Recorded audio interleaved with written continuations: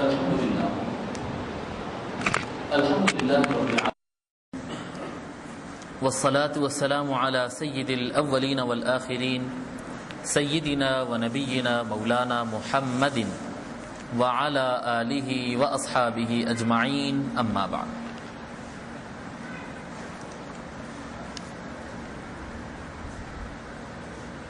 محترم حاضرین کرام، السلام علیکم ورحمۃ اللہ۔ اللہ تبارک و تعالی کا لاکھ لاکھ فضل و احسان ہے کہ اس نے ہمیں احادیث مبارکہ پڑھنے کی توفیق عنایت فرمایا تاکہ ہم اپنے دین کو سمجھ سکیں اور عمل کر سکیں۔ سلسلے وار ہمارا درس حدیث حقوق العباد کے عنوان سے چل رہا تھا اور حسن اخلاق، بڑے اور چھوٹوں کے حقوق سے متعلق ہم گفتگو کیے، لیکن آج کا ہفتہ ہم تھوڑا سا موضوع بدل لیتے ہیں۔ مجھ سے کہا گیا کہ رمضان بالکل سامنے ہے، استقبال رمضان کے عنوان سے اگر گفتگو کی جائے تو یہ زیادہ مناسب ہوگا، رمضان کی تیاری سے متعلق۔ تو بات مناسب سمجھ میں آئی، میں سمجھا کہ چلیے اس عنوان سے گفتگو کر لیتے ہیں، اور ایک حدیث شریف ہم استقبال رمضان کے عنوان سے پڑھیں گے، اور اس کے بعد رمضان کے اندر ہونے والے معمولات سے متعلق چند باتوں پر مختصر سی گفتگو ہم کریں گے انشاءاللہ تعالی۔ یہ استقبال رمضان کے باضابطہ جلسے منعقد کرنا، باضابطہ آپ اخباروں میں بھی دیکھتے ہوں گے کہ استقبال رمضان کے فلاں فلاں مقامات پر جلسے ہو رہے ہیں اور مساجد میں اس کا اہتمام ہوتا ہے۔ تو یہ ایک ضرورت بھی ہے کہ استقبال رمضان کے عنوان سے پروگرام کیے جائیں، اور یہ ایک سنت بھی ہے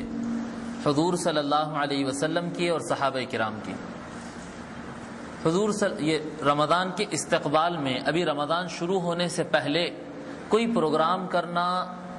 رمضان کے عنوان سے، اس میں رمضان کے فضائل بیان کرنا، کیا کرنا ہے بیان کرنا، اس کے اندر ترغیب دینا اچھے اعمال کرنے کے لیے، رمضان کی تیاری کی ترغیب دینا،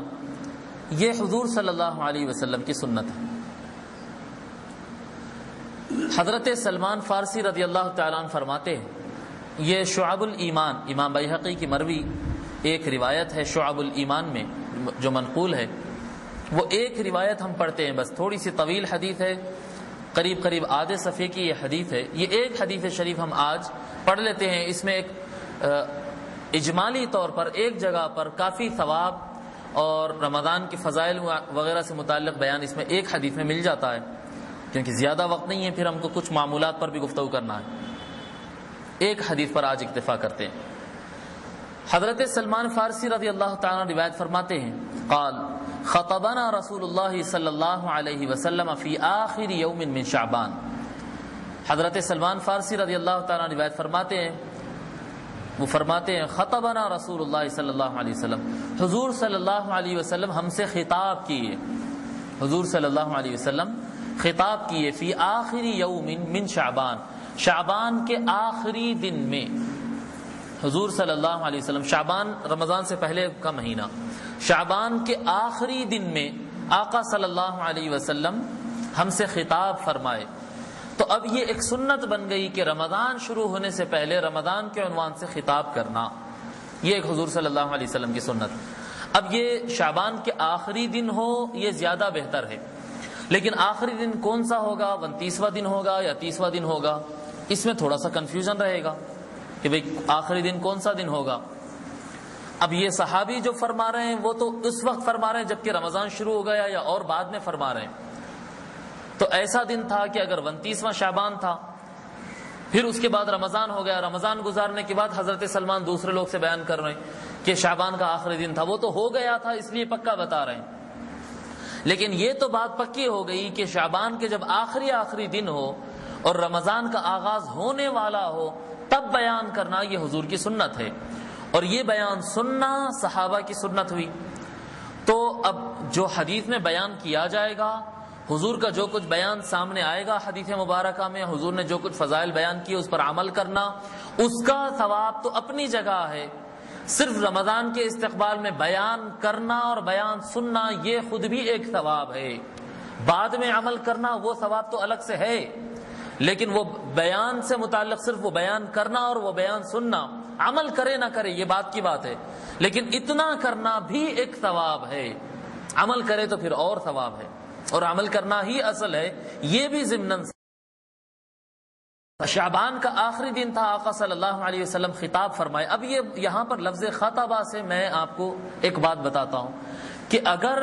ایک دو صحابہ 3-4 صحابی سے حضور کا بھی گفتگو فرماتے یا کسی سے کہتے تو حضور صلی اللہ علیہ وہ صحابی یوں روایت کرتے ہیں کہ قال رسول اللہ صلی اللہ علیہ وسلم، حضور نے ارشاد فرمایا، یا قال لی رسول اللہ، حضور صلی اللہ علیہ وسلم نے مجھ سے کہا، حدثنا رسول اللہ صلی اللہ علیہ وسلم، حضور صلی اللہ علیہ وسلم نے ہم سے فرمایا، جی اس طرح کے الفاظ آتے ہیں۔ لیکن حدیث شریف میں آپ دیکھیں گے زیادہ سے زیادہ مقامات میں بتا رہا ہوں جہاں پر یہ لفظ آتا ہے کہ خطبنا، حضور نے ہم سے خطاب کیا، تو وہاں پر یہ مراد ہوتا ہے کہ صحابہ کی کثیر تعداد تھی، یعنی سیدھی سیدھی بات یہ ایک جلسہ تھا، یہ ایک جلسہ تھا، تو استقبال رمضان کا جلسہ منعقد کرنا یہ حضور کی سنت ہے۔ شعبان کے آخری دن میں حضور صلی اللہ علیہ وسلم خطاب فرمائے، فقال، آقا صلی اللہ علیہ وسلم ارشاد فرمائے، ایھا الناس، اے لوگو، قد اضلکم، اب یہ لفظ سے بھی سمجھ میں آ رہا کہ لوگ زیادہ تھے، اے لوگو، قد اضلکم شہر عظیم، تم پر سایہ فگن ہے، تم پر سایہ کر رہا ہے، کون سایہ کر رہا ہے؟ شہر عظیم، ایک عظمت والا مہینہ۔ آقا صلی اللہ علیہ وسلم فرما رہے، اب یہ جو جس موقف میں ہم آ چکے ہیں یہ موقف کی بات فرما رہے ہیں آقا صلی اللہ علیہ وسلم کہ تم پر سایہ فگن ہے، سایہ کر رہا ہے، اپنے سائے میں لے رہا ہے ایک عظمت والا مہینہ، شہر عظیم،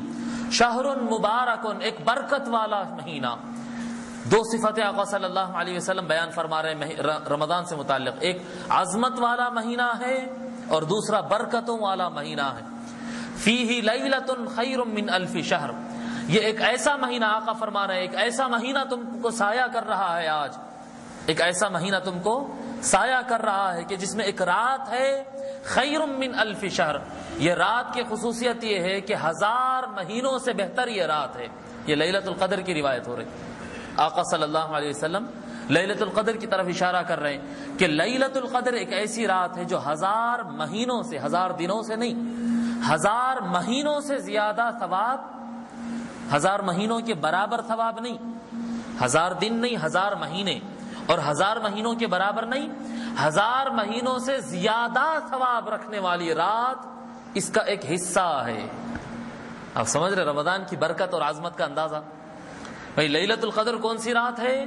لیلۃ القدر وہ رات ہے جس میں قرآن نازل ہوا، لیلۃ القدر